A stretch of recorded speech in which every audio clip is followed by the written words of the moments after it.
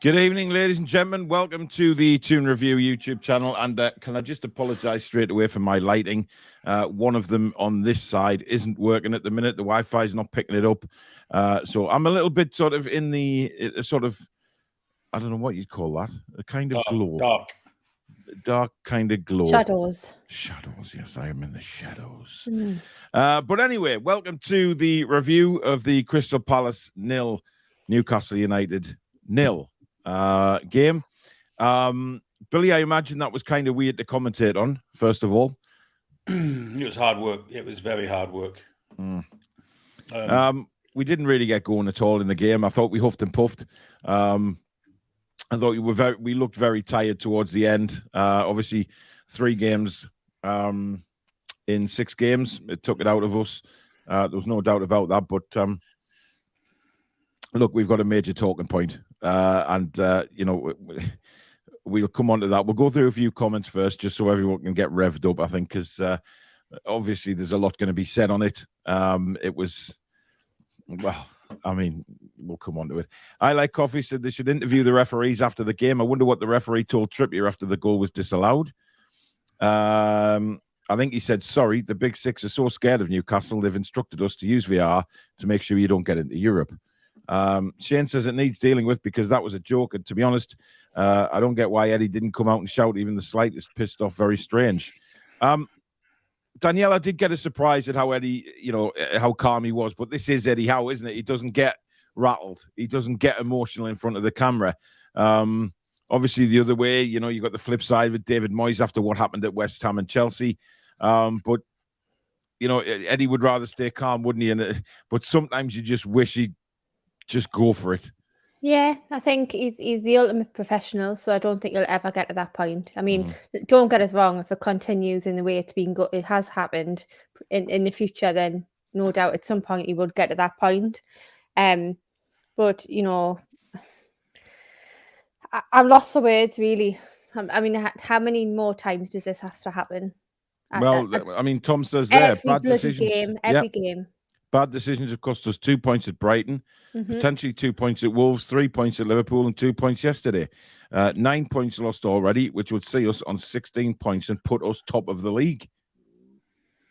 I mean, that's quite a stat. Stato. It is indeed. They're never going to change it, give us anything back retrospectively, which is the problem with this.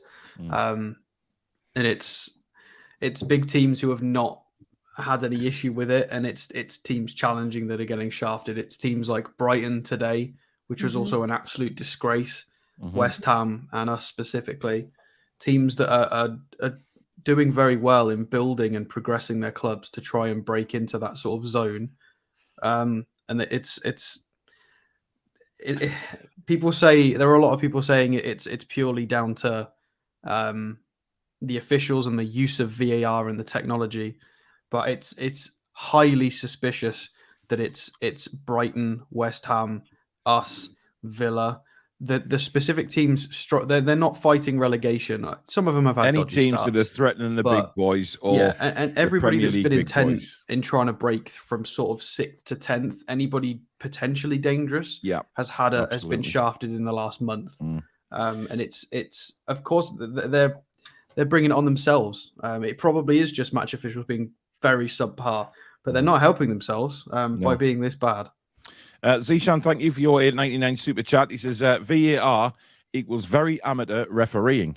I haven't been this angry in a long time. Really proud of the players, but what can they do when the whole effing Premier League are against them? It's a disgrace. I mean, Billy, I've seen a lot of people on social media and coming out against what Tuchel and Vieira said and said, look, can they not just turn around and say, oh, I didn't see it or whatever? Because they cannot possibly agree with them decisions yesterday. Vieira, that's an embarrassment for me, what he came out and said after the game. It was a foul. It was a clear push on our keeper. No, it fucking wasn't. Oh, my God. You know, and this doesn't help, Billy, does it? Because, you know, everybody's trying to get VAR right. But Alan Shearer summed it up perfectly, Billy, on Match of the Day last night, when he said it's not VAR that's the problem. It's the people using it. It's the numbnuts behind the cameras that are looking at this and determining a foul. And I know you picked up on it earlier today when it said about the inexperienced referee being overruled by an experienced referee on VAR yesterday. And it was because originally he gave the goal. He was bullied. He was bullied into making that decision. And Lee Mason showed him every angle apart from the one that was the one that mattered, which was one from this side of the goal where you clearly saw Tyreek Mitchell push Joe Willock into their goalkeeper. He didn't see that angle, which is disgraceful. Now, this is the second time in 6 days Lee Mason has fucked us over. Let's not forget he did this last Sunday as well when Sean Longstaff clearly had his shirt tugged in the area, a blatant penalty each day and every day. With every game since the first game of the season, we've had a VAR decision go against us. Now, we had one go in our favour against Man City where Trippier got a wood red card. It was rescinded to yellow. But in the same game, Fabian Schär was clearly bundled over in the box by John Stones from the back. So in every single game since that first game, we've had a VAR decision go against us. Absolutely. Yeah. I'm not sure it's the people behind the VAR cameras. It's the people that's instructing them what to say and what to do when they're behind the VAR cameras. For me, it's the decision making and how long it's taken. So if it's clear and obvious, then that's the rule, and it has to be clear and obvious. Why is it taking 4.5 minutes? Why is it taking the VAR to have a look at it, and then they hand it back to the referee and say, "Go up the screen." That's Brighton today. McAllister scored the goal of his life. McAllister's goal today, incredible, and they took it away from him. It's just awful. And the fact is, I don't even think Connor Cody's goal was offside, by the way, for Everton. I cannot. I've seen that a few times. A guy in front of me at the football yesterday said, "Oh, it was definitely offside." I've seen it numerous times, and how the hell can you give that offside? And the Villa one as well. It's 4, 5, 6. Blew his whistle, and that wasn't even close to being offside. No, it the wasn't. Villa one. The referee, he was nowhere near offside. The guy had no right. And he blew for a free kick. Same as the Almiron goal against Man City. What was he flagging there for? Yeah. Why? It is a disgrace. It is. Michael, thank you very much, Michael Marsden. 17.99 super chat. Hope you're well today, buddy. Thank you so much. Hi, Paul, Danielle, Billy, and Alex. Hope you're all well. Ian Fleming, thanks for your £5 super chat. He says, "Hi guys, the keeper made some good saves, but Lee Mason should not be in charge of a TV remote, never mind VAR." And Steve McMurchie, thank you very much for becoming a member of the Members Club on the Toon Review. Welcome to the family, my friend. Now, Knights and E Gaming says here, "Even in all, good news, the Premiership are going to look into the decisions." For me, that's bullshit. It's bollocks. And do you know why? Because the Premier League are always reactive and never proactive. When anything goes wrong, they then can't say, "Oh, we'll look into it, we'll put it right, we'll do this, we'll do that." Bullshit. Get this system right. Get the bloody bubbleheads that are using it to actually understand the game and actually see what's going wrong. Now, I'm sorry, but a lot of other Premier League clubs, West Ham included, have now joined us in thinking that there is something going on here with the, oh, I have light. Hello. That's what. That was very Mrs. Doubtfire. Hello. Hello, children. Wow, how weird is that? Oh, Billy, what's going on? Oh, I'm joking. No, I had a power cut in this house for about 4 hours yesterday, and I think everything's still trying to recover and reprogram itself. But never mind. I think now, Danielle, other clubs are picking up onto this now, and they're actually seeing that something is going on. And it seems to be the Big Six are getting all these decisions their way. And it's been clear and obvious for weeks now. 100%. And I think, welcome to the party. We've been here for 18 months. We know all about the cartel and the kind of the behaviour that's going on. I'm not usually one for this kind of thing. I think in terms of the rules are rules, aren't there? So surely everybody plays by the same, but clearly it's not the case. But, it makes me think come May time, are we going to be looking at being a couple of points away from Europe and looking back on these games and saying, hang on, this has cost us massively. I don't see the point in the Premier League looking into it. I mean, what's going to happen as a result? What is the outcome going to be? Exactly. What is going to happen? Absolutely nothing. They can do nothing about it. And as Tom's just stipulated there, how many points Newcastle United have already lost this season? Absolutely. And it's a disgrace. Harry does make a good point as well, though. He says, "Hey, guys, annoying about the VAR, But in my opinion, we should have won the game anyway. Absolutely, We wasted too many chances and should have killed the game off early on. Now, of course, we had that chance from Isak very early on. He ran through. He tried to chip it over the goalkeeper. He should have placed it. But listen, I've got nothing against Isak. I mean, look, it's his second game in the Premier League. It was a big moment. He's still a kid. He was running towards the goal, and he thought, I get the feeling that he wanted to score like a fancy goal in front of the Gallagher straight away, but it didn't happen. That was as easy as people give it. I think that was a much harder shot than people seem to realise. Well, listen, as much as we, go and just how irate we are. I can check the XG for that shot specifically and tell you whether it was a good chance or not. But I think the Palace goalkeeper was probably a low XG, but the fact of the matter is he ran from the halfway line and didn't make his mind up what he was going to do until the goalkeeper was upon him. It's as if, I've said on a few people's channels that I went on, I think he had too long. He had too long to think about it rather than instinctive, which he clearly is an instinctive striker. But Andy Cole was like that. Andy Cole would have done exactly the same thing. He was terrible at one-on-ones, he's better with beating one or two and then booting it. Whereas if he's got nobody in front of him, he's like, oh god. Yeah, and all he's thinking about is the finish, and he can't make his mind up what to do. But listen, I would like to say that the Palace keeper had a hell of a game yesterday. I mean, he was brilliant. I didn't realise how good that save was from Botman's header in the second half. By the way, from the corner. Which if Joe Linton had just been a bit quicker, he would have got on and tapped that in rather than the defender get there. But what a save that was. And he made a couple more that I didn't realise. But Nick Pope made some good ones as well. Let's not forget that. In terms of the Crystal Palace keeper, apart from the time that he lay on the floor like he'd been shot until the goal was disallowed and then got up as if he'd suddenly got a spring in his step. Outrageous. But anyway, I'm still bitter and very, very angry. So... Well, a lot of fans are, and I think the fact is fans have had enough. They've had enough. I mean, that West Ham decision was appalling as well. And again, it was for me. It was the goalkeeper that swayed that decision. Mendy goes down like that, and he's rolling around as if he's been poleaxed. He got a clip on the shoulder because to be fair, I can't remember who it was that jumped over him, but he slightly caught him. He was trying to get out the way of having a big collision, and everybody just wanted to get on with the game. Even the Chelsea players didn't even react to it and say, "Oh, hey, there's a foul there." I just think so many teams are done out at points. It's so interruptive, though, isn't it? Like you score a goal and you cannot celebrate because you know what's coming. Yeah, and you're standing around for 2 or 3 minutes, and then you're like. This should all be happening in the background. This shouldn't be such a big thing every time there's any kind of decision to be made. And I just think it's appalling.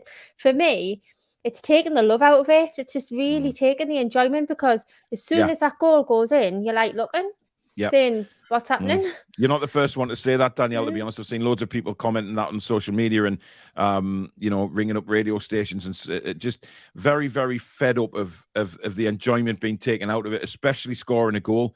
You know, that euphoria when your team scores and then you suddenly see it come up on the board, VAR, and you're thinking, they're going to do something here to screw us.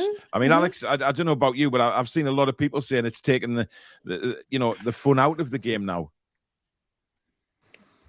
Yeah, well, it is. It completely is because unless you're in a phase of play, like open play, possibly not even in a transition, because then there's the potential for an offside. If just somebody picks up the ball and boots a wonder goal with no lines, no passes, then maybe you can instinctively celebrate. But everything else beyond that, set pieces, balls behind lines.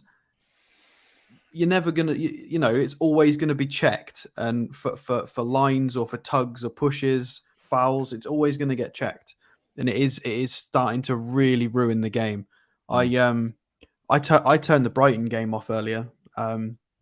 And I was listening to that on the radio because I've been out with Susan and the kids this afternoon, and I was listening to it in the car on the radio, and you just knew when he scored that goal, and then the commentator said, "Oh, it's going to be taken away from him here." But the issue is it's exactly what Danielle said a minute ago. It took nearly 4 minutes to assess that, which means it's not clear and obvious, which means it's a goal. So they are getting it wrong with their own definition and their own rules. Yeah, and it's absolutely that's 100% the case. That's 100% the case. I very rarely turn matches off. I don't. I know there's going to be a lot of people who don't like this, but I hate it when people leave stadiums early, turn matches off early.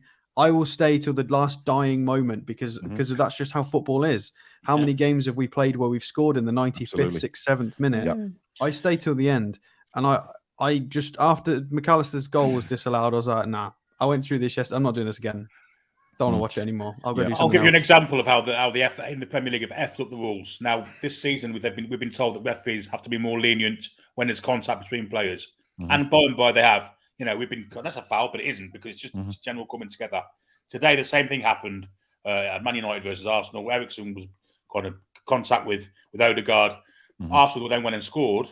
And then this kind of thing that's supposed to be brought in about being lenient is taken out of it when a goal scored. It's absolute nonsense is what it is. Yeah, they're lenient in open play, but then if it goes in the net, they go back and be like, ooh, was it too much? Absolute bollocks. It's absolute bollocks. It's a complete hash of the rules. Spike Milligan, thank you for your 20 quid super chat. He says, if only the clubs would get together and threaten legal action if the Premier League don't sort it out. Look, it doesn't benefit all, though. It doesn't benefit all. No, that's the problem. Can I just mention that Isak shot? I brought it up. So that specific shot was 0.09. So 0.09 XG from that shot. So that is based on other people who take shots from similar positions when they're through on goal. So not many people score that. It's basically 1 in 10 in that position. It feels great in the stadium, or when you watch it on telly, it looks like it's going to go in. But it's far harder to score that than people recognize. So that only goes in 10% of the time, and that's based on hundreds of situations in exactly the same position, trying that same thing. So you're talking about the specific chip or the fact? Yeah, or all of it. They'll factor in the chip, the position of the goalkeeper, the position of the defenders. It will factor in all of it and give it an expected goals value based on how many chances have been in a very similar situation. So typically that will get scored 10% of the time. I think you should be higher than that because I think a very, very good striker will either go around the goalkeeper or slip it one way or the other. If I'm perfectly honest. That's why goal scorers are expensive because people clinical enough to hit that 1 in 10. Absolutely. People like Jamie Vardy and Wilson's when he's fit. There's not that many around. Danny Ings had a few seasons where he was putting them away. There's not that many who aren't very expensive floating around, to be honest. Yeah. Look, what is expensive? Isak will miss chances. Was expensive, yeah. He'll miss chances. He will because he's that kind of player. What about all the other shots we had though that we couldn't put away? Like Exactly. I've got a cluster of them. I will show you later. We had 20 shots inside the box. Proper few. I can't even believe it. Ian Fleming, thank you for your £5 super chat. Do you guys think that ex-players should be used in VAR? Of course I do. But it depends. Someone who knows what they're doing would be average for me. Well, I don't care who they are. I've had a think about sure. Players and could it go? Could it go one way? Former players. I don't think so. I think their former clubs. Exactly, and it's not just that. It's the ramifications of the game they're doing VAR on could benefit former clubs. So I think it's hard to kind of ensure neutrality amongst former players. How does it work so well overseas though? Lord knows, there's no corruption over there. So it's a good thing. Well, I mean, look, it works perfectly in other countries. But it comes down to the referees being utter turnbuckle, bollocks, shite. I don't know what. I mean, I've said many names for officials, but I just don't understand how they can. Even the referees that are looking at the screens, I do not understand how they can get such blatant things wrong. We've just got to scrap it at this point. We've just got to scrap it because it's not working. I loved VAR as an idea. The concept of everything is right or wrong is brilliant, but it doesn't. It's not what. It's just not working. It's not working. It just needs to be scrapped. Scrutinizing we can revisit too much. Exactly. Maybe for me though, when in 10 years, when he's looking at the screen, what's being said in his ear? Well, that was clear, Billy, from what Billy said. He's been influenced by Lee Mason, who was experienced referee. This guy's only refereed 7 Premier League games. Broadcasters agreed with you. Broadcasters said the same. So it's not just us saying he was lent on. If he's all right to referee, that's it. If he's at that standard where he's fine to referee that game, Lee Mason. The thing is, he's the referee. He is the referee in charge of that game. Lee Mason is there to advise him on VAR, right? Not tell him he's wrong. He should have looked at that whatever Lee Mason said to him, he looks at that screen, and if he was shown the proper angle, he would have seen that it was a terrible push on Willock because he had. I mean, that was dangerous at the end of the day. It's a goal or it's a penalty. Yeah, it's dangerous towards his own keeper the way he pushed him. Unbelievable, man. And then obviously it rebounded back off the same Palace player into the net, which was a perfect act of karma in my opinion. You know, he pushes him, tried to cheat. Hits the ball, goes in the net. The supporting factor of that is the fact that we've got people who don't like us as a club coming out, and like Richard Keys and Michael Owen have both come out and said, "Oh, yeah, that's not right." Yeah. So it's gone so far because they can't say any other thing because it would just so be black and white. Excuse the pun. That they literally can't say anything but the truth. Everybody's come out and said, you know, Tuchel and Vieira need to have a good hard look in the mirror and should be ashamed of what they said. Even Luke Edwards. Yes. But the fact of the matter, the last batch of referees have just retired, and when they were refereeing, they were awful as referees. Why would they suddenly become masters of justice when they sit on a camera? Well, by the way, the Lee Masons, one referee I will say a big well done to is Michael Oliver. Absolutely, because he went to the screen, but he didn't change his mind. He gave a penalty. VAR told him to look at it again because of the distance it was. But listen, I think it was a penalty. The Forest player put his arms out to block the ball. Simple as that. And see, I don't mind him changing the decision if it's right. It's just but he stuck his guns, Alex. That's what I mean. And that should have happened in our game yesterday, where the referee should have said, "Sorry, I'm right. I'm going to give the goal." End of story. Yeah, because he wasn't if sure. He'd given the goal, he would have been 6 times. Yeah, but he would have given a massive pat on the back to him and said, "Well done." You know, a lot of pundits would have come out and said, "Well done" to the referee because he was proved right. There was no foul. And it's shit, man. It really is. Leeds had one. Leeds had no Stonewall penalty ever turned down against them. Oh, that was it. Well, I mean, they should have had a free kick before for the shirt pull. Yeah, I do have a point on that, by the way, because I lent heavily into this last week. Yeah, Marsh got sent to the stands. Jurgen Klopp, 4 outbursts, which caused the bench ruckus after the game. That argument between the benches doesn't happen if Klopp gets punished appropriately as it's happening in real time for his 4 outbursts. Why does Marsh get punished for what effectively it's a joke? That's the 4th official. So that's because it's Leeds, it's not Liverpool. Simple as that. But that's beyond VAR and referee. We've actually got into a new topic of the 4th official's crap as well. Yeah, it's what's next? Like we've done linesman, VAR, ref, 4th official. There ain't many of them left that aren't making mistakes. I think they've got to possibly look at saying, right, let's get referees in from abroad now, because the English ones. I'd send the English ones abroad to learn to get. But then at the same time, what you've got to think about what's going to happen between now and then. Well, exactly. Do you know what I'd do? I'd get the good refs that we've had in this country, and we used to slag them off when they refereed, obviously. But the David Elliott's, the Graham Poles, the Mark Holses, the Keith Hackett's. And get people of that ilk in the VAR booth, because they only retire because of fitness. You haven't got to be fit to watch a TV screen. Absolutely, 100% agree with you, Billy. Francisco, thank you very much. Absolutely the sexiest voice on radio. There's no doubt about that. Thank you for your $5 super chat. He says, I don't know if you guys saw it, but on the stream I saw, VAR was only showing the ref one frame, the front one, not the one with the foul. Shameful. Yeah, that's true. Yeah. Exactly. Now, you have to ask yourself, though, and this is another big thing, why was the referee not shown that angle? Well, you know what the answer to that question is? The referee should actually be asking because for more if you're showing the right angle, that's a goal. Well, yeah. Does Lee Mason know that if he shows him that angle, he's got to give the goal? Oh, and is there something against Newcastle? Well, they've said they were wrong. The PGMLO have come out and said that it was incorrect. They've come out and said that. But where's our 2 points? Give us 2 extra points. Yeah. Where's the points we've lost so far? Give them an own goal. Give Botman an assist. It's all, apologies. Is he in your fantasy team by any chance, Alex? Maybe. He's in mine. He's in mine. So yeah, I could do with him getting an assist.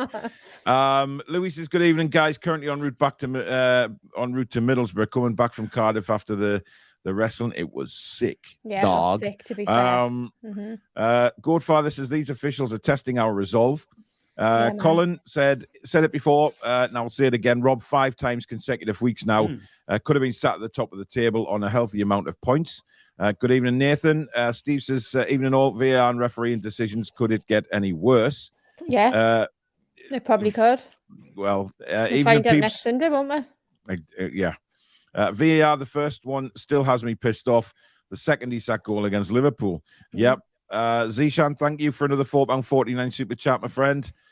He says either scrap VAR or let the referee on the pitch make the VAR decision. They've got the screens where they check, leave it to the ref. That's not a bad idea, because when we first were talking about VAR, remember, we were just talking about why don't they just have screens that the referee can go and look on? Why does somebody need to look at other screens in another place? You know, if there's any doubt, you know, go and have a look on the screen. Takes him 2 seconds. Bob's your uncle, Fanny's your aunt. We're away again. Give the managers 3 VAR checks per game, and if they're wrong, they lose it. If they get the right, they keep it. Yeah, doing cricket. Something's got to happen. Something has to happen. Alex showing off his tidy background. Indeed, his studio is starting to take face with the Newcastle banner up there. Looking good. And another shit show from the ref and VAR. Anne says VAR and ref are disgrace. That's 5 points lost to VAR. Stato was great on the True Faith podcast. Indeed, that's where he moonlights. Watched match of the day. Disgraceful. Mic up the refs. They do it in the women's Super League. Louis, that's what I'm talking about. Yeah, I want to hear the full conversation of what's going on from both sides. Get it out in the open. They did it once with David Ellery, and the language was that bad. I remember that. Yeah. But listen, they do it in cricket, they do it in rugby, etc. Why can't they do it in football? Why can't we hear that conversation between VAR and the referee? Why we can't. We won't hear any bad language because the players are told to step back.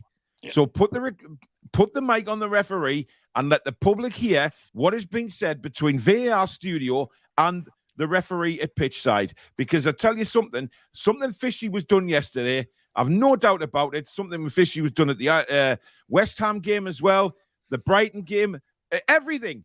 Mic the buggers up and let us hear it. The players would soon learn as well, because if they get told, if a mic picks up you swearing, you're off. They'll quickly learn. They will stop swearing near the ref because they'll be off the pitch. It will be a really funny first couple of weeks as there's a million red cards, but they will very quickly just stop swearing. I mean, look, we've said it a million times over that things have to change. Now, you know, whether they do or whether they don't, I think we are going to do a separate show on this, aren't we? I think. Yeah, I've already started digging out the. Yeah, possibly we're going to do that tomorrow night. Because obviously there's no transfer show. So we might do that one tomorrow night. So stay tuned for that. If we move on a bit to the game itself, the team selection for me was a bit of a strange one, I have to say. There's the team from yesterday. We went with Pope, Trippier, Share, Botman, Target, Longstaff, Willock, Joe Linton, Fraser, Almiron, Isak. I had a major problem with Fraser starting simply because of what Alex has spoke about in the past. He offers nothing. Look, the guy can run. I'm not saying anything against the guy's effort, the way his work rate, etc. But there is no product there.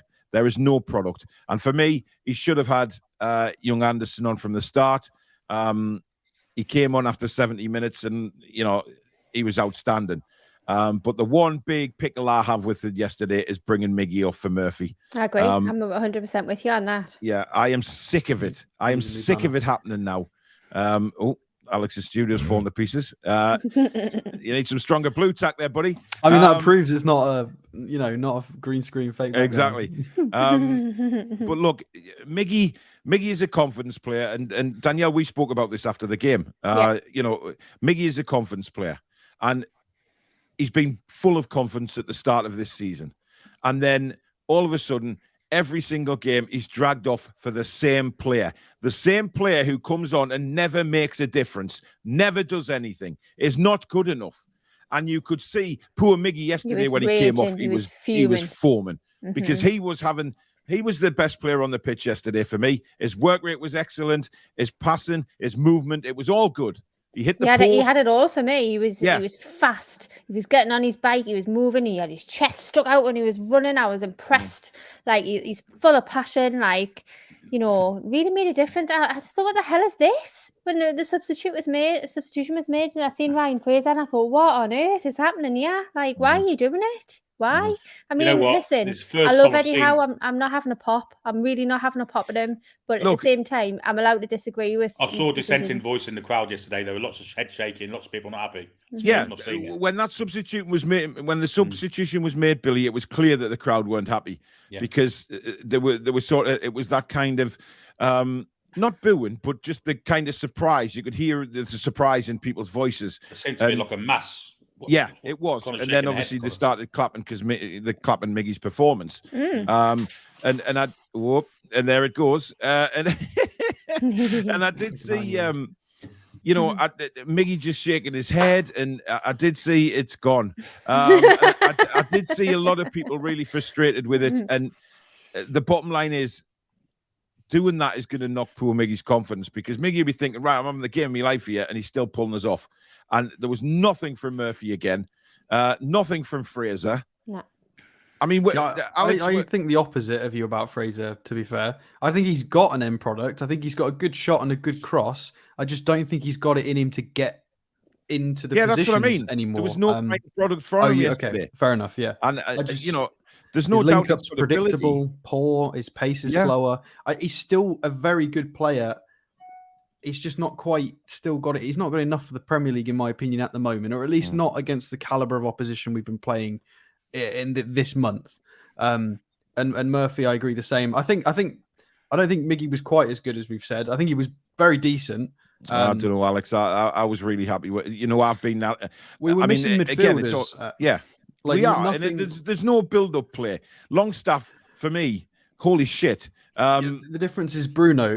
We've seen a million times how Bruno and Miggy link up to do things in the final third, and Miggy's not got that player to give him little intricate dinks through. How many times was it run out of play for Miggy yesterday? Somebody would play him in, and the ball was overhit or underhit. Miggy was trying to fish on nothing. Yeah, I agree. It's quite poor. I mean, the fact is, though, he was dangerous yesterday. I mean, he hit the post. He was linking up or trying to link up with a lot of players, including, Longstaff.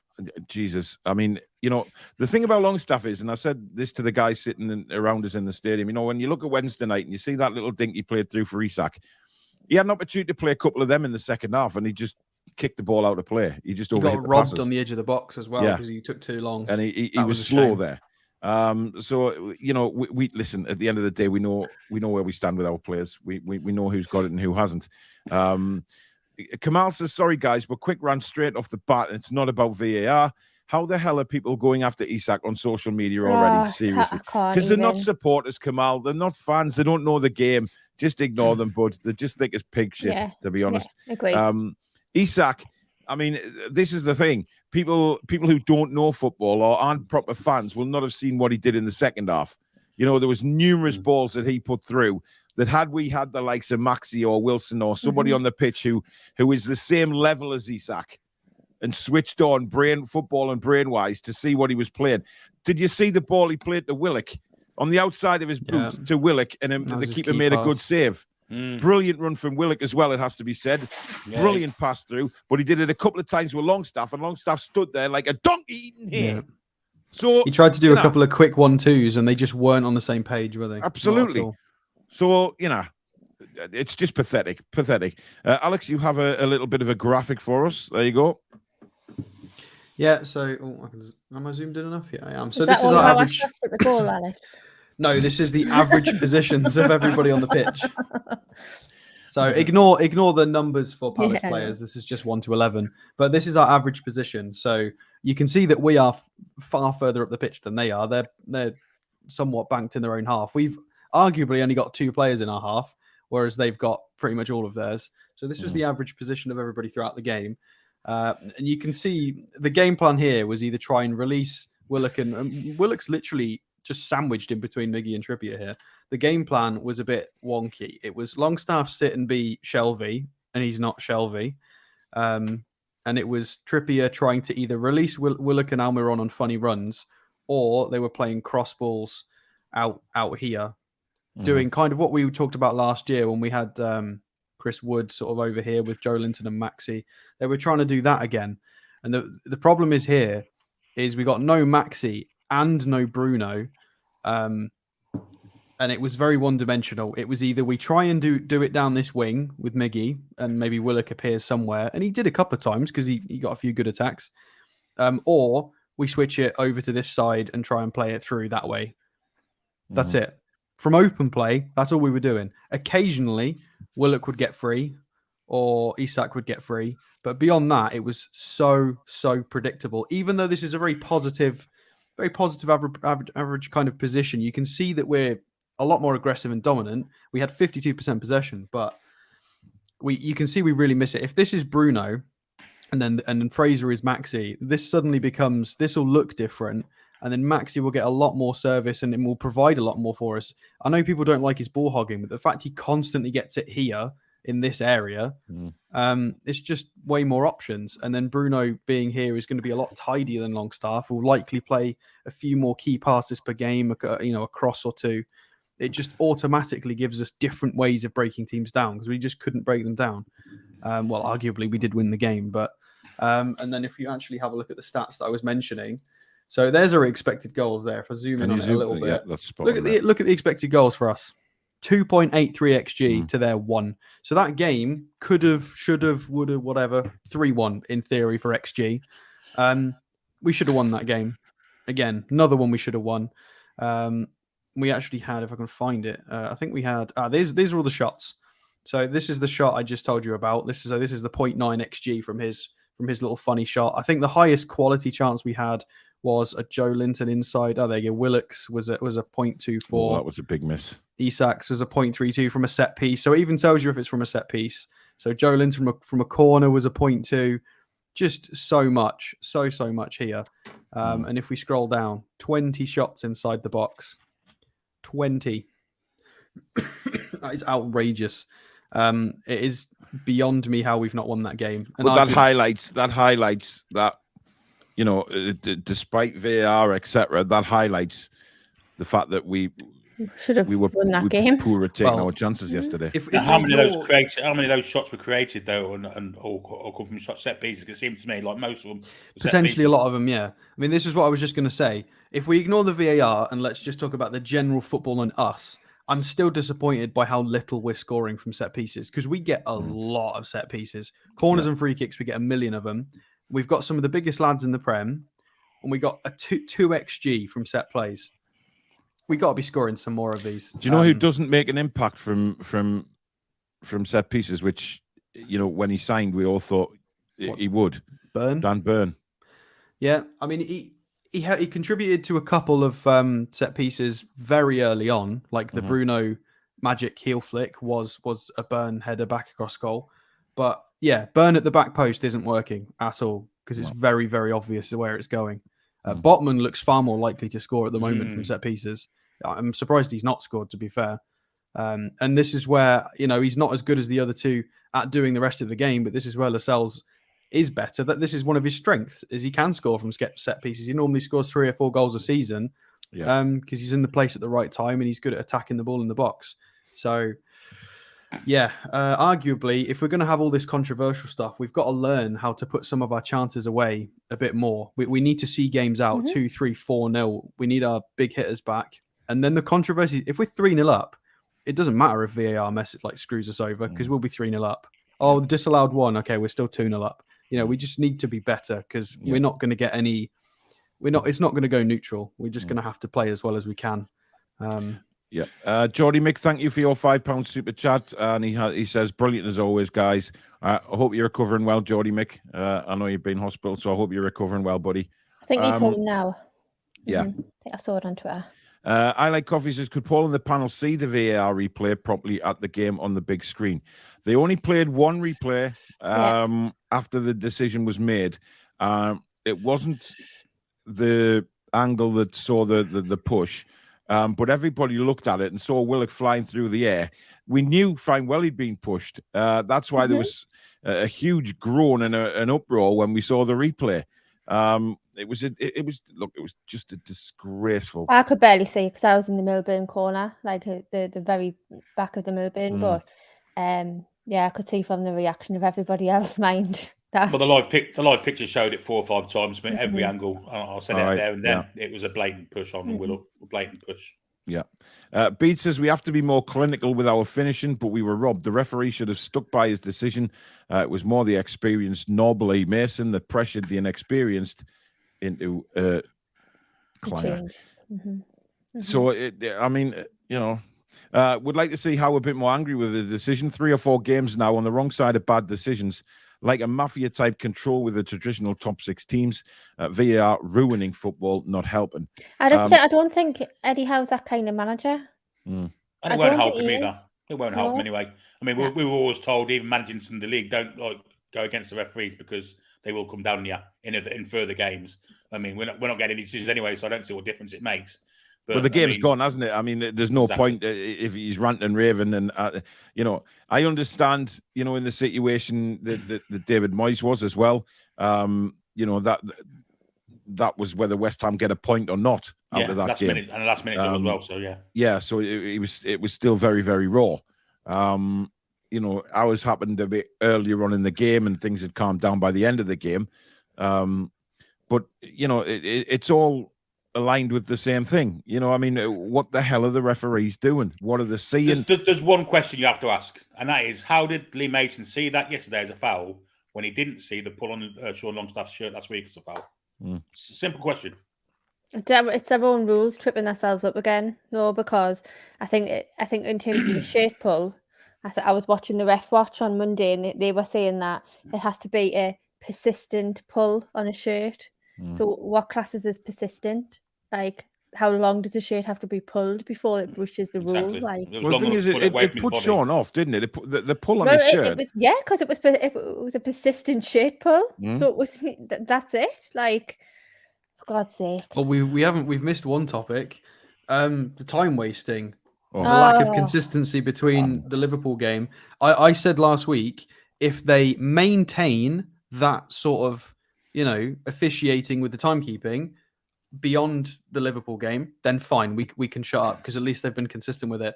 And a few days later, they've changed it. They've gone back to not adding on enough and not respecting the.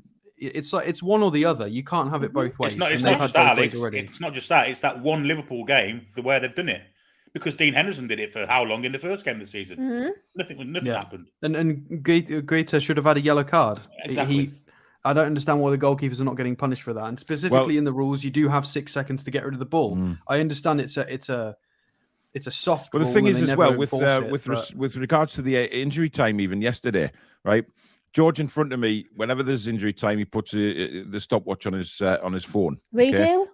So anyway, he starts the stopwatch when extra time starts. I think what there was 5 minutes yesterday. Yeah. And the Crystal Palace player goes down injured. Okay.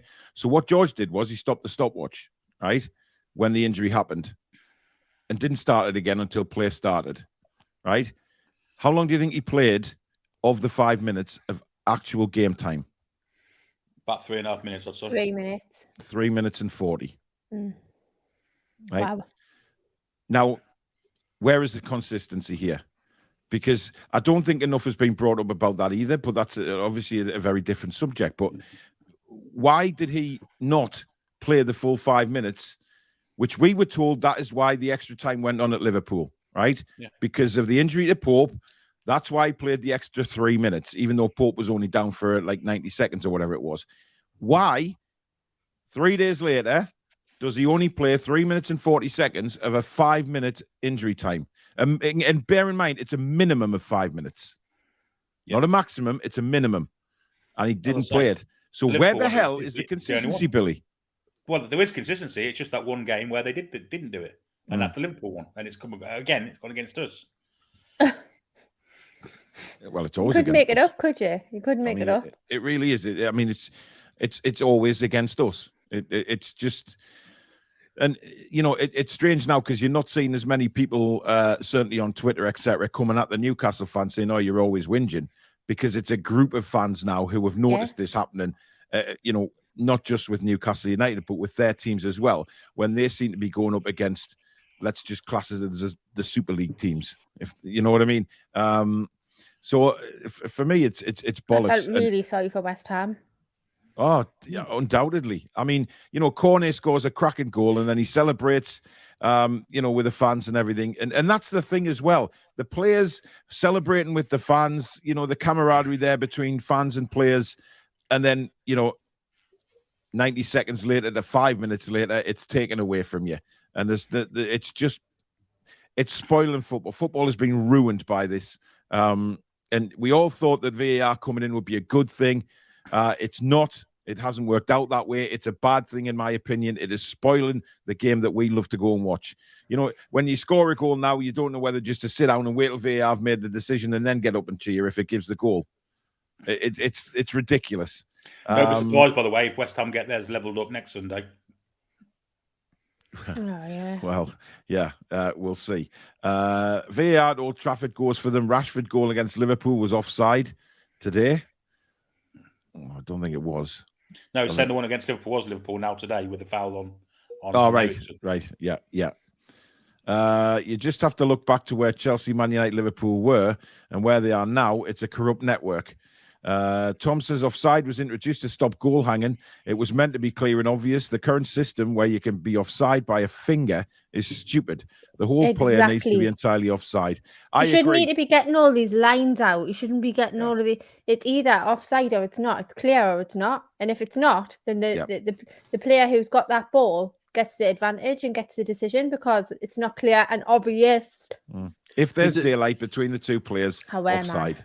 But there's even more. This is how bad everybody's been officiating this weekend. We have yet to talk about Van Dijk should have been sent off for a red, and Reece James kicking out Michel Antonio, like scratching his stud boots across his hip as he walks over and shunting into him. So that's Van Dijk and Reece James red cards for top 6 teams haven't got it. So it's beyond even what we've mentioned so far. Is two Champions League teams not getting players sent off when they should have been. That's even more. So they got about, including the McAllister thing.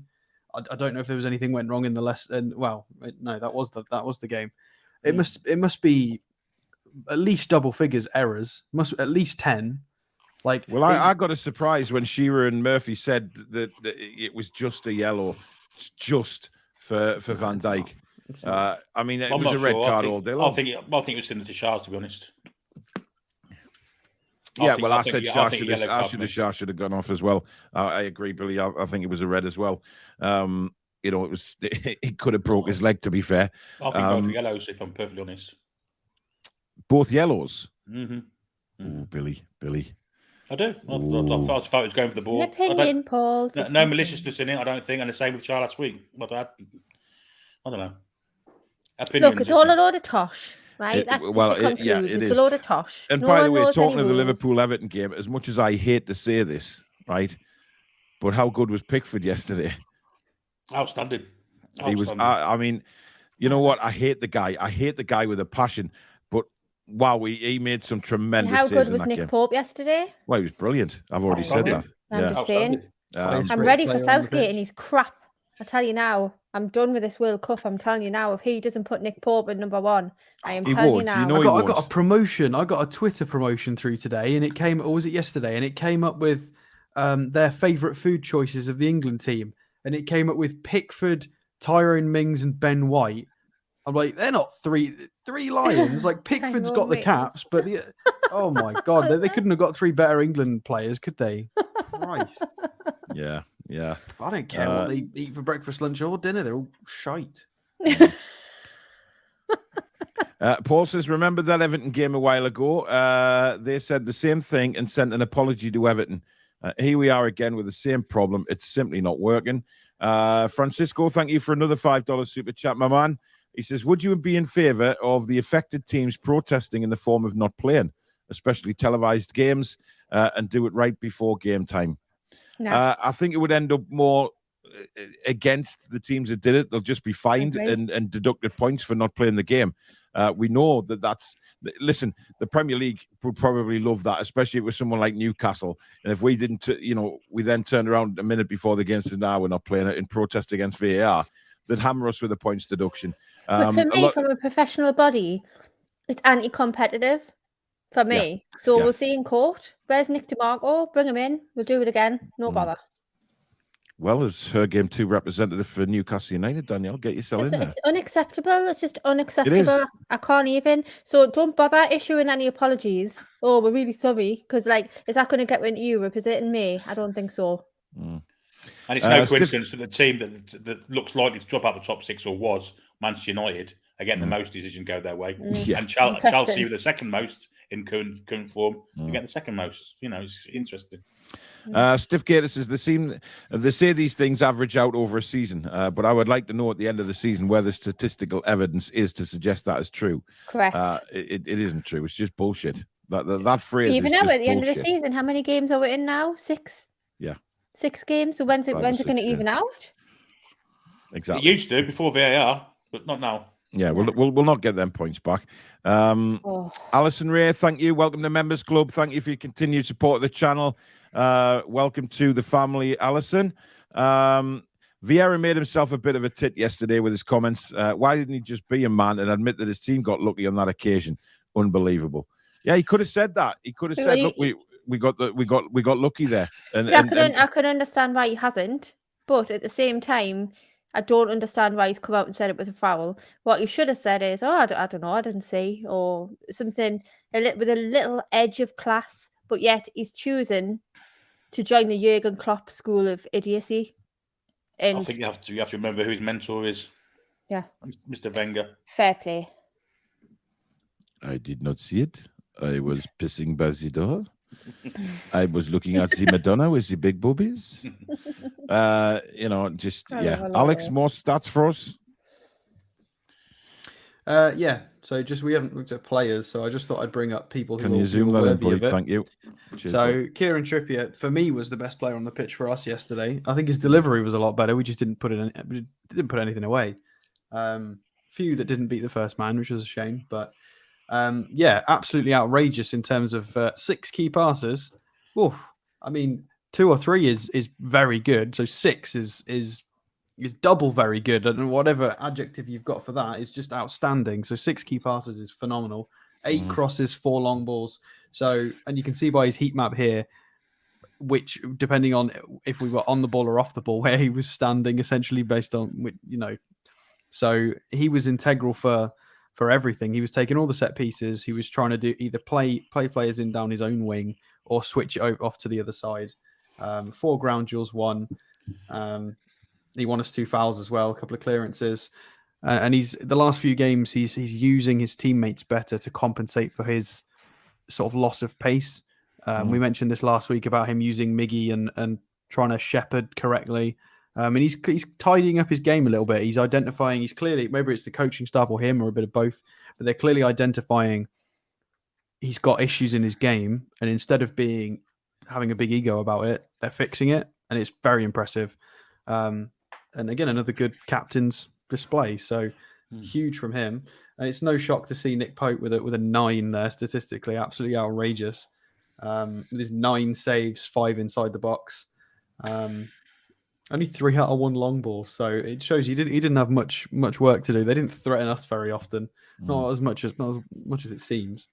And then we can have a look at Isak as the last one, because why not? Francisco's asked if you can put Miggy's on for us to have a look at as well. Yeah. Where's Miggy? There he is. So Miggy with a funny little heat map. So you can see what I meant about helping Trippier. You can see his little heat map there. So a couple of successful dribbles, hit the woodwork once, missed a big chance, none on target. But I always hate the fact that people class hitting the post or the crossbar as off target.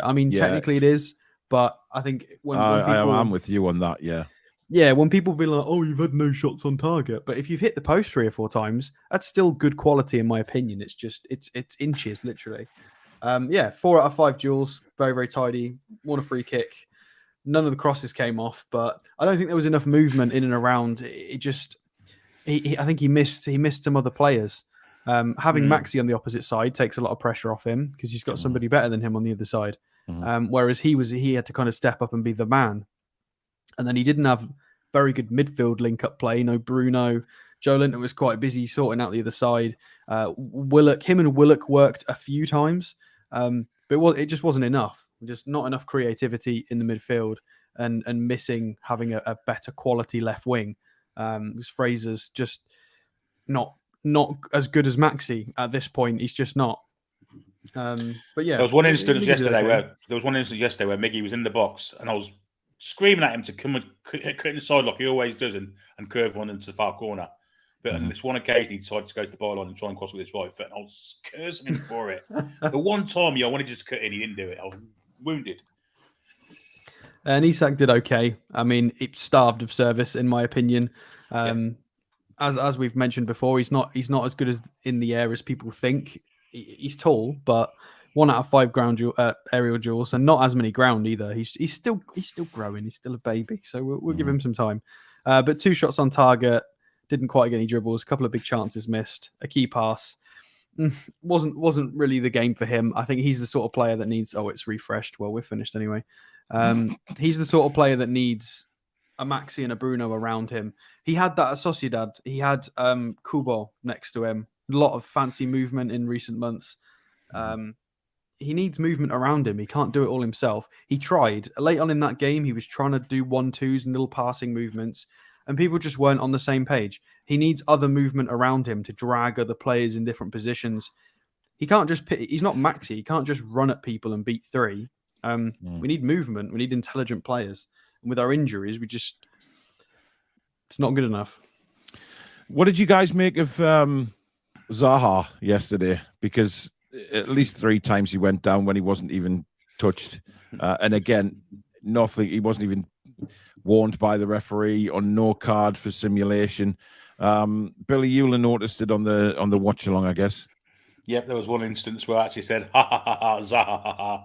He hit the deck more than Michael Jackson used to. He tripped over his foot once. He tried to be fancy, didn't he? I think it was in the second half. Yeah. And sort of backheeled the ball through his own legs, and he caught his own leg and went down. And the referee saw it. And we have play on. I said Friday night that you get either one of 2 Zahas. You get the one that wants to referee the game, or the one that can tear you apart. And we got the first one yesterday. Luckily for us, I thought it was awful. And I thought the diving around was symptomatic of his general play. I just thought he didn't do anything. At all. Every time I've seen Zaha play live, he has never, ever turned it on. I've got a point about him and Palace, by the way. Do you guys remember the Palace game we played at the back end of last season where we won it, but they were quite good? They brought on their subs and stuff second half. They looked a lot stronger. They were, they matched us. We were quite, we had to really dig in. They were a good side. Didn't feel like that yesterday. I felt like we were well and truly the better side for the 90 minutes. Wasn't scared. Confident we could win that game. So the difference in just a few months, still missing some of our best players with Wilson, Bruno, Maxi, we look like the better side, and that's only a few months difference. So we've definitely improved when you measure it from sort of team to team. We're definitely looking better and growing. Yeah. Kenneth, we'll allow Kenneth the caps lock. He's a good guy, Kenneth. 57 years ago, and I'm getting that. Well, I think he's 57 years old, and I'm getting that fed up with VAR. I'm not that bothered about going to the games, and as I said, it would still happen, and that lots of fans will stop going to games. You know what? You have to agree with that, because even Ian from Toon Trader yesterday, he came and got his shirt yesterday, and he was on the vlog with his son, little Tommy, and he said he sent us a message today apologising for not coming round to see us after the game, because Tommy was so upset at the goal not being given. And that's the kind of effect it has, Danielle. When kids are there watching the game, and then we score, and the kids won't understand, thinking, why has that not been given? And it's taken away a really good win for us. Absolutely. I think after the game yesterday, when we got our taxi home, our taxi driver had been at the game with his grandson, and he said that he had to get his missus to come and pick his grandson up from the match because he was that upset. Felt like he'd ruined his day, which you can get. I mean, ruined my day. Like, it ruined everyone's day. Like, it's unacceptable. But maybe it needs a mass fans boycott one weekend. Just don't go. Well, people have been suggesting that, but is that, a mass fans boycott? Does that have a negative effect on the players? When the fans don't turn up, it's not the players' fault. These decisions lose ticket sales. It's Premier League, it will affect the Premier League more when they're seeing their product going abroad to all these countries and there's empty stadiums. Or maybe when England play, don't go. Simple as that. Yeah. Don't go at the England games. Well, I'm definitely not get the going if message through. Southgate picks them losers. Well, yes, exactly. I like coffee says, is there a probability of match fixing happening in the Premier League right now? I really hope not. Distinct possibility, I'd say. Yeah, I hope not. I really hope not. But you have to quit. We shouldn't even be bringing this up. We shouldn't even have to ask these questions. You guys out there should not have to ask questions like that. Do you think there's a possibility of match fixing and things like that? But when you see ludicrous decisions like we saw yesterday, the mind will wander and the mind will start asking, it's what more is than it's ever going on? been. People have started a change.org petition. People are trying to spread the Premier League is corrupt all over social media. And it's not just our fan base. This is Everton. This is West Ham. This is the worst I've ever seen it. Everybody's really fed up with it. Like how many went against the perceived top six this weekend? I'm going to say 6 to 10. 6 to 10, let's say. Let's say it. But they always cover the tracks by slinging one in for Leeds, Brentford, for instance. So they pick Premier League and say, "Oh, it's not corrupt. Look, we made an error there. Look." The vast majority of them will get 4 big 6 teams. Yeah, and the thing is, right? What really gets me is it's not difficult. VAR, it's not difficult. It shouldn't. It should not be difficult because if it goes to VAR for offside, right? Bring back the rule. If there's space between the two, give it offside. If there's not, he's not offside. I still think they should have a panel. I just think they should have a panel in the VAR. You're talking about a toenail. Do you know what I mean? Or something like that. I mean, come on. How is that clear and obvious? Instead of it being because it's so subjective, instead of having one person's opinion, you have 10 people in the VAR room. They will have a green button and a red button. Done. Press a button. And then if it's 5 versus 5, the referee makes the call. And then the referee can use that. If there's 9 green buttons and a red button, the referee can take that on board. And then that's just general data and stats instead of one person getting it subjectively wrong or right. Because generally the masses, the more people you ask, the more likely you are to be correct. That's how it works. So, and they can afford it. They've got the money. They could just do something or some variation of that just reduces the probability of it being wrong. I mean, those of you, sorry, Billy, those of you in the chat that are looking at that haven't seen the angle.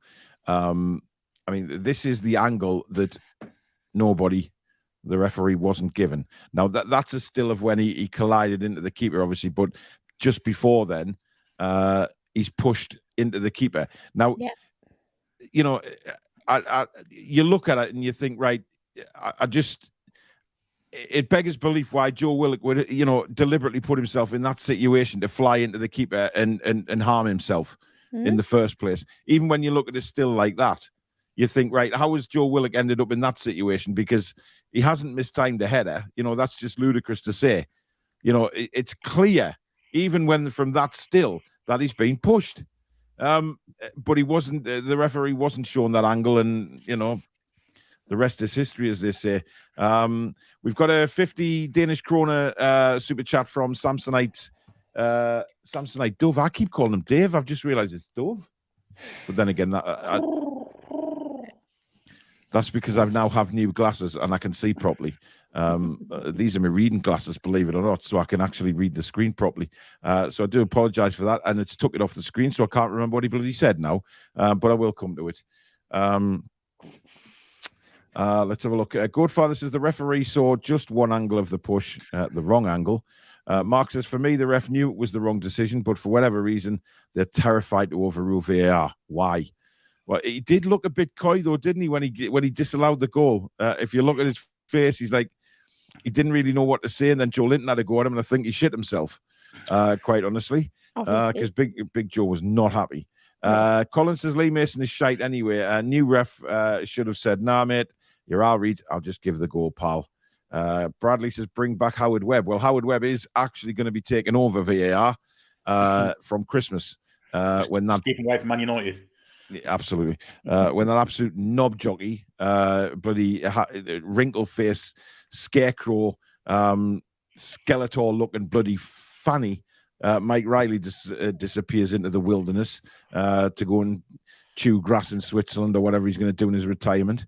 So just let him bugger off. Dave says Isak had done well to create his chance and looks lively. Willock missed a sitter in the box on a plus. Botman was getting forward and had a few chances. To be fair to Willock, that chance fell to him after he had that collision. And I think, what anybody says, that he was hurt after that. So, but he battled on and I think did well to battle on. But again, I mean, what do you make of the substitutions, Alex? The main one being, of course, Miggy. Look, I mean, I get it. I get it. He sees Murphy in training. We've seen Murphy do good things, but it's getting to be quite a long time since we've seen those good things. It's been a while. So he's got to have faith in his players. I get that. I will stay on his side for now in terms of bringing Murphy on. Again, the behind the scenes, what we don't know exactly. Maybe the physios and the sports team have said Miggy can only play X minutes. He's played Wednesday. The risk of injury is this. We don't know. There's so many factors that we're not aware of as fans. There's possibly a lot more to it than that. Like I've said a million times before, all of them on that coaching staff are far smarter than any of us. All of us. Indeed. That's why they get paid to do it. They've done a very, very good job.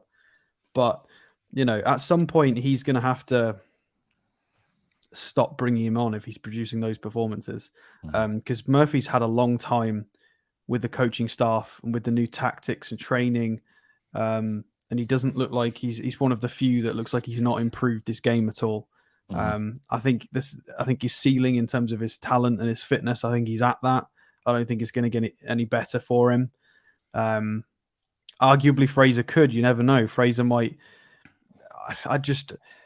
as much as I've been bashing Fraser recently, I think Fraser can still offer something. But Murphy's just, I don't know what's happened to him. I don't get it. I don't think Fraser can offer anything from the start, Alex. I think maybe he's an impact sub, maybe. Yeah, in the final half an hour with crosses and stuff with a bit more space. His energy might just do us good in the when everyone else is tired. Matthew says here, someone argued with me on a different channel yesterday saying the goal was disallowed due to a head injury and play had to be stopped. Just doesn't make sense. That goal has to... What head injury? I mean, they kind of stop it that quick for a head injury before the ball went in the net. Yeah, it was 0.03 of a second after the impact happened, the ball's in the net. So that's absolutely. But Danielle, one absolute ray of light yesterday was, of course, Elliott Anderson. Brilliant when he came on, took players on, looked so confident as well. He wasn't frightened to put his body in the way. He wasn't frightened to, get stuck in. And some of the skills he showed were fantastic. Yeah, he's hungry. He really wants it. And I think he's really ready for a start. He came in, for me, and changed the game completely. Brought him, it was really, really lively. He was just running at players, very exciting to watch. I love watching Elliott Anderson. And I'm so pleased that we didn't send him out on loan. And I'm so pleased that he will get a start, and it's coming very, very soon. Yeah. I think he should start. Well, depends on who's fit. If Bruno's fit, maybe not. But I think he deserves a start because he plays with his heart. Like, you can see how much it means to him. So I just think he changed the game completely when he came on. It just should have been sooner for me again. Yeah, absolutely. Nick Pope, thank you for another £2 super chat. Keep it up, guys. You're all doing amazing what you do. Thank you very much, mate. Same to you, Nicholas. I actually met him yesterday. It's not really Nick Pope, but he's a great lad, and he came and said hello yesterday. So thank you very much. Barbara says, at the end of the day, they are not going to give us our goal back or us the 3 points for that game. Indeed. Tangy says Keith Hackett should be in charge. He is frustrated with everything and knows what needs doing. Indeed. I agree with that. Keith Hackett has been very vocal on certainly Twitter, and every single point he makes, I actually agree with him. Billy, I think you're right. Bring the old guys back to sit in the room. Fitness doesn't matter there. But they made mistakes on the pitch. We all criticised at one point of that, but on the whole, we never doubted their integrity. And Keith Hackett was one of the best. So, Keith Hackett, Graham Pole, David Ellery, that ilk. Absolutely. Get them in the box. Yeah. Paul Sprague says Michael Oliver is the top ref in the Premier League, but unfortunately we can never have him as he supports the Toon. Exactly. He's a Newcastle fan. He's been seen many times in a Newcastle top, actually, abroad and things like that. Alex, you got another graphic for us? Yeah, you mentioned Elliott Anderson, and I just wanted to point out. So these are the average positions, and I checked Anderson's when I prepped, and Anderson's was about up here. So the average position of him was like right up here, completely different to what Fraser's was. Obviously, you've got to apply some context to that in terms of it was later on in the game. There's always going to be a bit more space. The game is a bit more open. People either trying to score or just shut shop and be like in a low block. So it doesn't necessarily mean that he's way better than Fraser specifically because of the position. But it's interesting to note he was this high up the pitch. But we could see it visually because he was constantly trying to be annoying on this left side, similar to what Maxi was. It was a bit, or what Maxi typically does. We saw that he was trying to harass. I tell you what, it's lovely seeing him on the left wing as well. I know a lot of people say Gaza this, Gaza that, and they want him. And Anderson's played a lot in midfield, but I like him on the left. I want to see him as a winger. He played there for Bristol Rovers, and I want to see him as a winger. I don't want to see Fraser start in the next game. We're away. Sod it. If we lose, we lose. I want to see him playing on the left wing. He's got Target. He's got Joe Linton to try and clean up. Unless Maxi's fit, of course, then Maxi. But I would like to see Anderson play left wing if possible when he gets a chance. Mm-hmm. Yeah, look, I thought he put some great crosses in. He did. He was alert. He was hungry for the ball. That's what I liked. He wasn't shying away from the ball. He wanted the ball all the time. Yeah. And I think, certainly when he came on, Joe Linton, it took the pressure off Joe a little bit because Elliott Anderson was getting it stuck in as well. So he's not just a flair player, Elliott Anderson. He gets into the action. He gets stuck in. The Palace players had to respect his movement. They couldn't just. Whereas with Fraser, it's predictable and they can recover. Whereas with Anderson, they had to pay more respect and be quicker in sort of movement and position themselves better. Yeah. And Joe Linton was easier for it. Yeah. There's a lot of people in the chat just saying that, let's just scrap VAR apart from red card incidents. And I forget what else I said there. But look, the offside should just be, look, if the attacking player, if his whole body is in front of the defender, it's offside. Simple as that. If his whole body's in front, it's clear and obvious. Yeah. Well, VAR so sent the offside backwards. VAR sent the offside were backwards because before that they'd gone forward, so the benefit of the doubt went with the forward. That's all gone now. Yeah. That's all gone now. I still think you do the 10 panel. That works with an offside. 10 people press a button, on or off. Yeah, but the problem is, if with that, you're going to have it's going to need a big fuck off VAR room, isn't it? Because if you've got they've got the money though. I'm not buying that. They've got 10 the money. people on each match, but they don't have to be in the ground for that. In theory, they could be in some head office for they could be anywhere. Yeah. They get shown one or two, both angles of an offside. 10 players, and then we could reduce the time as well. Instead of all this faffing around with waiting minutes for a decision, they could say, right, the panel, you've got 20 seconds. Look at the two views. You press offside, you press onside, boom, and then you take the result of that, and then the referee can ignore it or he can go with it. So something based on that instead of just all this subjectivity, because people just choose what they want instead of it being right or wrong. If you're having to get the lines out, in my opinion, I think it's onside. Absolutely. Couldn't agree more. Brilliant. No doubt about it. Ronald Turnbull, thank you for a £5 super chat. He says, we lost 3 points. The ref may lose his job, all of that because of a dick in VAR. I think the referee will be pretty protected. Don't worry about that. I think he'll be okay. Don't worry about that. Cesare says, I was flung through the windscreen in an accident after VAR reviewed the accident. I was given a ticket for jaywalking. Chipper says, annoys me every week now. We're having a go at the refs and the VAR and not the players. The players are giving everything but being fucked over. Look, I think the performance with the players yesterday wasn't at 100% simply because it was 3 games in 6 days. And, it's tough. but they still gave 110%. I have no problem with the players' attitude and desire yesterday. It just didn't. It was one of those frustrating games that you'll get once or twice a season. But now we've got a good rest, a week's rest before West Ham. Is that on Sunday? It is, isn't it? Sunday, 2:00. Yeah. So they've got literally a full week to recover. So I hope as well that we get a couple of our players back. Smash Pumpkin says 10th of February 2021, Lee Mason was temporarily stood down by the Premier League after 2 awful VAR red card decisions. Mason was in charge of VAR. He hasn't improved. Well, it beggars belief what he actually saw.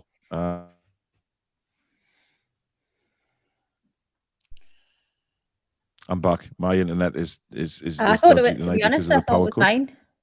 I thought it was mine for a minute. I think Me three. I think everybody's internet's a bit dodgy tonight. I don't know what it is. I think there's everybody's I a was bit cracking on mine. So Lee Mason's in charge of it, probably. He is. Aye. Yeah. He's hit the button, but we're all back.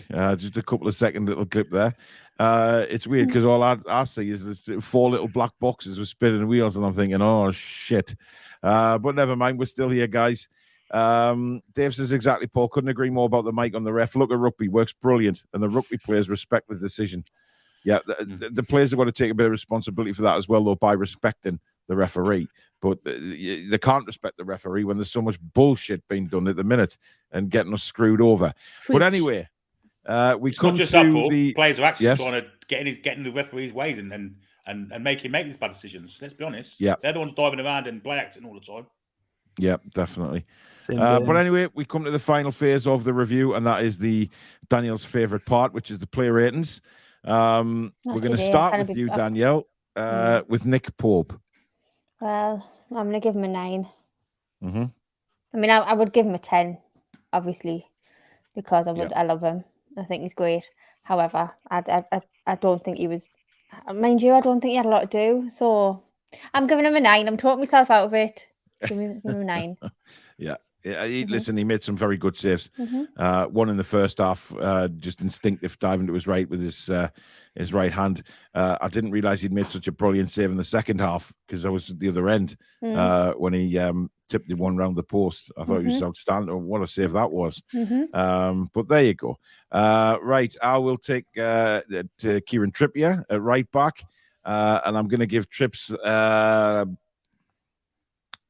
just a steady 7. I think nothing outrageous from him yesterday. Good captaincy again, especially when Elliott Anderson came on. He was always talking to Elliott, which I loved. But listen, again, you have to question some of the deliveries that came in from corners.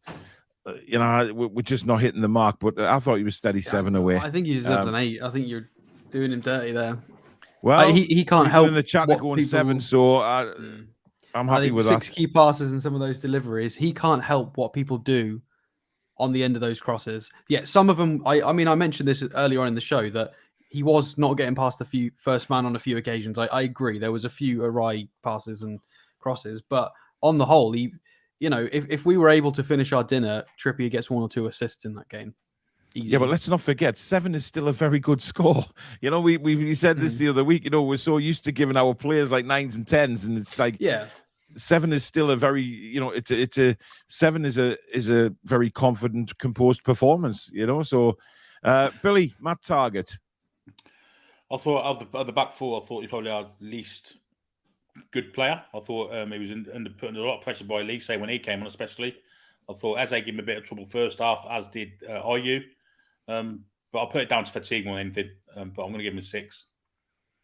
Ooh, okay. Fair enough. Alex, Sven Botman. All right, I'm going to give him an 8. I can't give him anything lower. He was absolutely outrageously good. Yeah. Was involved in what should have been a goal or more than one goal. And his passing as well. Let me just make sure I don't mess it up. But it was something outrageous. I think he had a 90% passing accuracy. I'm pretty sure. He hit some beautiful crossfield balls yesterday, by the way. He was 44 out of 49 passes, 90% accuracy, 6 out of 10 long balls. He won his only aerial duel. He's just... I mean, for anybody that heard me this morning, he plays like a 32-year-old, and he's 22. It's outrageous. Yeah, Just the calm, the quality, the range of passing, the short passes, and the attacking threat at the moment. He looks far more attacking than sort of Burn and Share in the box. I think he deserves an 8. I think he's playing like a experienced older centre back, and he's not. He's 22. It's outrageous. So an 8. Fair enough. George, thank you very much for a £5 super chat. There's no comment there, but thank you very much, buddy, as usual. Danielle, Fabian, Share. I'll give him an 8. Yeah, I thought you've had a really good game again yesterday. I really like him. I say this about everyone I say anyway. It doesn't really matter. Yeah, he's just steady, isn't he, at the back? I thought he was a bit dodgy first half, you know. I he gave the ball away a few times.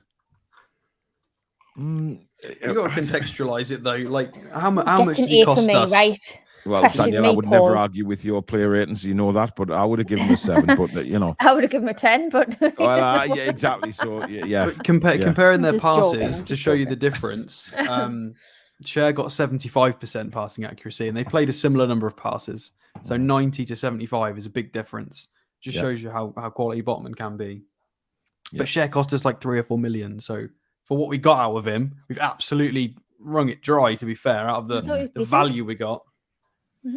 Yeah, well, it's your player, Danielle. You have every right to do that. Now moving on to the midfield, I'll go with Sean Longstaff, and I'm giving him a 5. Just meh. Look, he goes from one extreme to another. Robert Taylor, thank you for your £4.49, mate. He goes from one extreme to another. Yesterday, he was poor for me. Didn't influence anything on the game at all. He was slow at times. Getting caught out, certainly on the edge of our own, the opposition box. He had opportunities to play some balls in. He had opportunities to get on the end of the like of Isak's balls and stuff like that, and he just hasn't got a clue. So he gets a 5 from me. A lot of the chat are going with 4s and 5s as well. So yeah, seems like everyone's in agreement. Billy, Joe Willock. Yeah, I've seen him get some pretty unfair criticism, actually. I thought he had a fairly good game. I thought he was getting into dangerous positions. I thought he ran his socks off. I thought he did a lot of defensive work also. One chance he should have scored when he shinned it in the box. Another chance that he got a great ball from Isak, and great save from Goalkeeper from a first-time shot. But I'm going to give Willock an 8. I thought he had a really good game. Okay. Well, Tom agreed with you. He's gone 8 as well for Willock. Alex, Joe Linton. That's a tricky one. That is a real tricky one. I'm going to give him an 8 as well, even though I think he was very ropey for the first 30 minutes. I think he's starting to get to we mentioned him missing Bruno. Now he's got Fraser in front of him as well. It's so hard for him. He's doing 3 jobs. He's trying to do ball progression, defensive tracking back, midfield contribution. He's trying to be aware of the switches, do his physics. He's got so many jobs. And having Ryan Fraser next to him, Longstaff is not Bruno. That was so hard for him. It was so hard. But he managed to switch it on. He got 4 tackles, putting himself about. It was a tough day for him, but 2 key passes as well. It was pretty tidy. But he won't stop running. He will just keep going and going and going and going. And this is why I have a go at players who just can't play more than 60, 70, 80 minutes. Because Joe Linton will stay on that pitch for 100 minutes every match, and he don't care. He'll run his socks off. He'll run his socks off until the last second. And I'm not going to give him any lower than an 8, because I feel like some of the problems in his game were because of absolute dross positioning from other players at times in the game, from Longstaff and Fraser. So yeah, I don't know if you agree, but no problem. Danielle, Miguel Almiron. A strong 8. Yes, from me. Strong 8. Yeah. I was impressed with him. I thought he did really well. He had pace. He was, really, really trying to get the ball in, and like I said earlier, disappointing to see him go off, and I think he was very disappointed. He was gutted, wasn't he? To be Yeah, fair, he was absolutely gutted when he came off. Mm-hmm. But that may work 2 ways. It may inspire him again. just to be even better. But for me, dragging him off for Murphy all the time is not the answer. No. But yep, I'd go with an 8. I think you're right with that one. Right, I'll take Ryan Fraser, and I'm giving Fraser a 4. I just thought Danielle will be back in a second. I thought it was very poor. You know what? He runs and he tries and he's biting at the heels of players, but there was no end product from him at all yesterday, and there was no. He didn't really inspire me at all, so I'm going with a 4. It's not Billy. Productive running. I just want to mention about this running for anybody who also agrees about the running. It's not productive. His successful pressure rate is the lowest out of any of our wingers. He's abysmal at winning the ball back. His pressures are useless. Alexander Isak's only just joined us. He's got quite a low presses number from Sociedad. He didn't press very often in Sociedad. How many times have we seen him rob the ball already? He's robbed the ball a few times because he can press. Fraser's poor movement, poor pressing, and poor energy, in my opinion. I don't think he's as energetic as people think. I think it's a misconception. He's the reason why Joe Linton was so tired and had to do so much extra work. And he's the reason why Isak's getting quite tired as well. People are having to do his pressing for him. You know, you're supposed to press as a unit. We have a very structured press. And it's not good enough. It's hurting the team. It really is. And, he played 70 minutes. When have we ever seen Ryan Fraser play 70 minutes unless he has to because there's no subs? He can't play more than that. Billy, Isak? Yeah, I'm going to take that 101 out of the equation for now. But what I will say is his running was outstanding. The pressurising was great. When he gets players around him with the same kind of technical knowledge and creativity, we'll see the best of Isak. He didn't have that yesterday. He's having to create stuff himself. Some of the passes he made also, when he gets players around him with the same kind of know-how and on the same level as him, we'll see benefits from a creative side as well, assists-wise.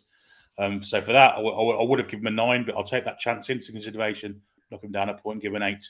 Yeah. Fair.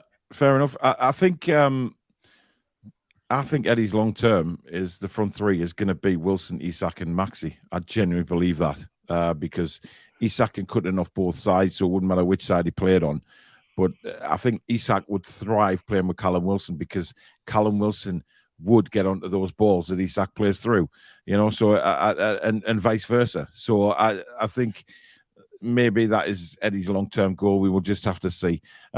Anyway, substitutes. Who came on? Alex, you get Murphy? I'm going to give him another 1. A 1? Well, what did he do, Danielle? He didn't do anything. Nah, but 1. I agree. I think he was stinking again. All right.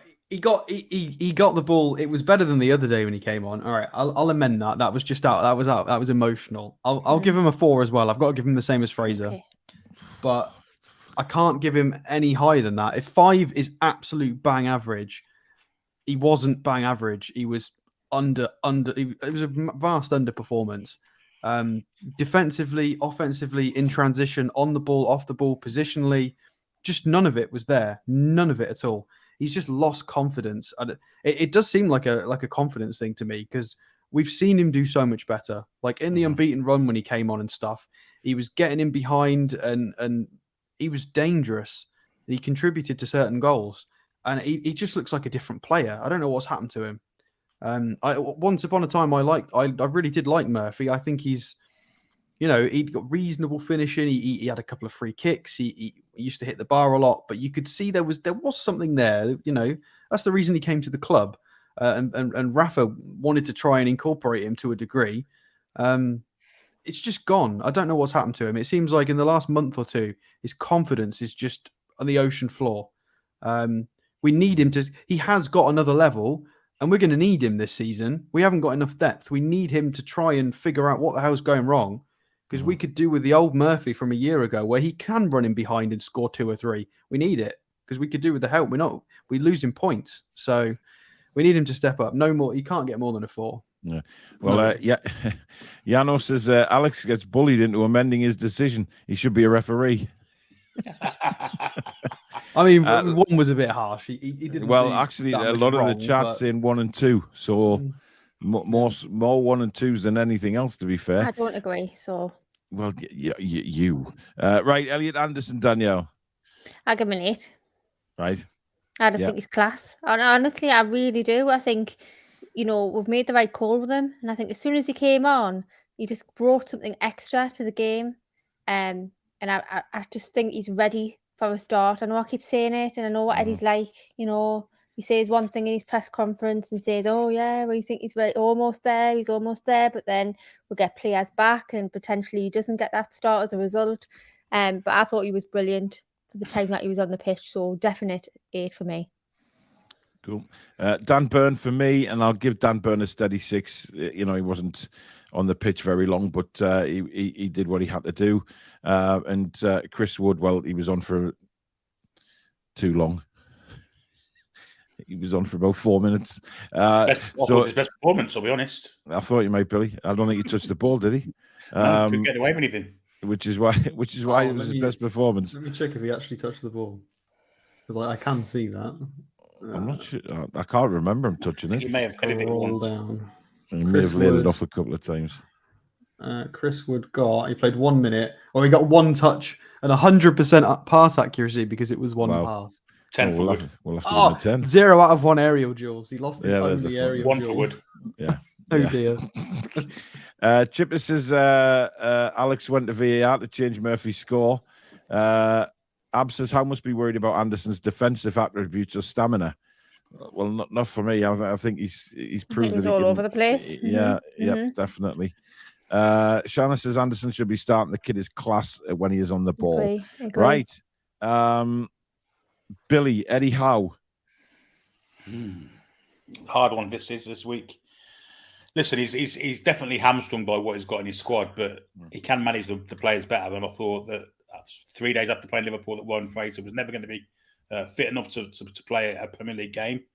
He was obviously going to be fatigued. Got to start with Anderson, and I felt he made his subs at the wrong times. Also, I thought he should have brought him on earlier once Fraser was in and Anderson wasn't. The Murphy sub is hamstrung. So who else to bring on? But to be honest, he didn't need to bring anyone on because Miggy was doing great. So in-game management, I thought was pretty poor from Eddie Howe this week. So I'm going to give him a 6. I would have kept Murphy on. I would have kept Almiron on. I'm going to give Eddie Howe a 6 this week. Okay. Alex? That's a tricky one. Yeah, I feel like 7's too generous this week. I feel like he did pretty much the same as I would have done, to be fair. I'm just a fan. I agree with the Murphy thing. I probably wouldn't have brought Murphy on at that point. I think the Anderson sub made sense. I would have waited another 10 or 15 for the Murphy sub. I don't see how I can give him a 7. The game plan was fair. He was trying to use Trippier. We were missing Maxi and Bruno, so he was trying to score in ways that we could, trying to use the assets on the pitch. I don't think a lot of it was in. I don't think he's got much choice. What's he supposed to do? Target was getting tired. Target's only just come back from injury. He's had to play 2 games in a week. Yeah. Like, Burn had to come on. Like, leave him alone. I feel like giving him a 6 just because of the Murphy sub is harsh. But then it's not just because of that, because I think Anderson should have started. Anderson should have started as well. Yeah. Yeah. All right. Yeah. I think 6 is fair. I don't want to give him lower than the 7, but I think he's got to be a 6 this week. Yeah. Danielle? I'm going to give him a 6. I agree with you. I don't want to give him a 6. Yeah. But I'll give him a 6. I'd give him a 6 as well. So it's a 6 this week for Eddie Howe. It's a sad 6 for me. Yes, with a sad emoji face. Yes. Newcastle United fans, 10 as usual. Now, Crystal Palace fans. Those that were there. About 10 there, weren't there? Well, there was more than usual, actually. There was loads of empty seats, man. Yeah, but well, I can't see behind. I can't see. You probably had, sitting in the pushy area yesterday. You probably saw the empty seats. Whatever. That wasn't a dig at you. I just seen you sit in the posh area. You could see the empty seats in the away crowd. If there are any Palace there's fans no need to watching, be bitchy.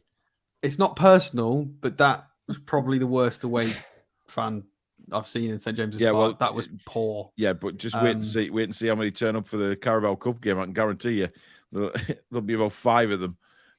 They don't travel well for cup games, so I've noticed in the past anyway with Palace. Well, fans, the Premier League, I may be wrong.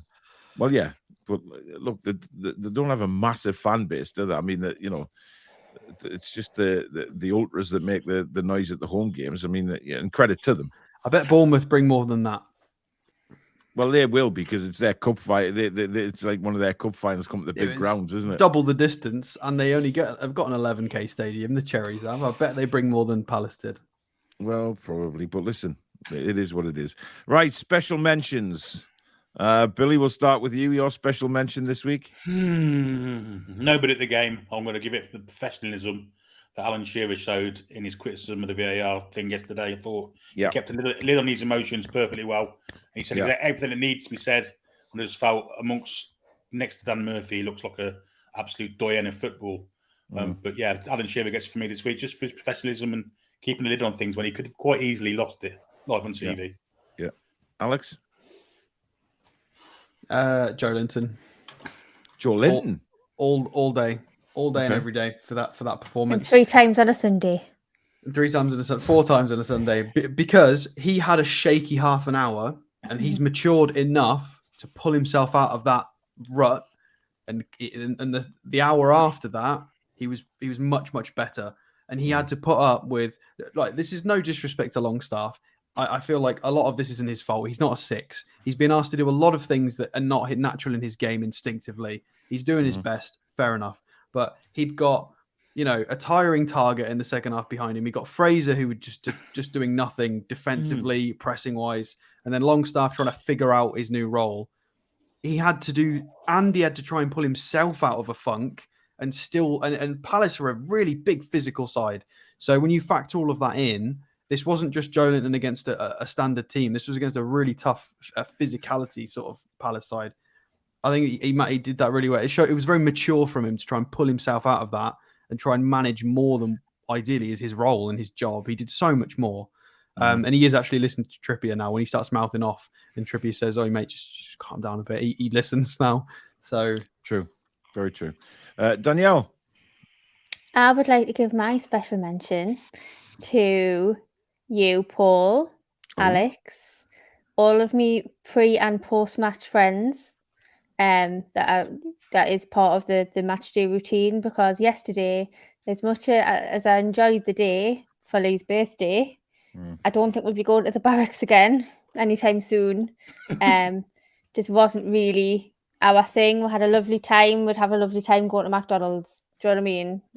It was fine, but we were sitting on this really big table, just the two of us, and we just kept looking at the spare seats and thinking, oh, wouldn't it be lovely if everybody was here together, because we'd really enjoy it.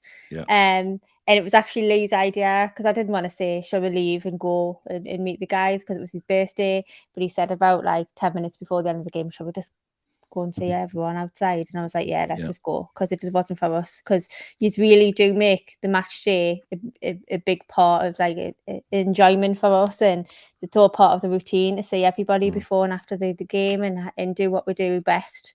So a special mention to you guys for kind of making my day yesterday, because it was really nice to catch up with you after the game. Thank you very much. Really appreciate that, Danielle. We've also got a new member come through, Mike Darby. Welcome to the Members Club, and thank you for your support of the channel, mate. Really do appreciate that. My special mention is going to go to Isak. Not just for his performance at Liverpool, but the fact that he's making his home debut in the Premier League, and he gets a one-on-one breakaway and he misses it. You'd think that might just knock his confidence for the whole 90 minutes. It didn't. He played really well for the rest of the game, and I just think that for his age, that could have really knocked him, and he could have been out of the game, but he came through it.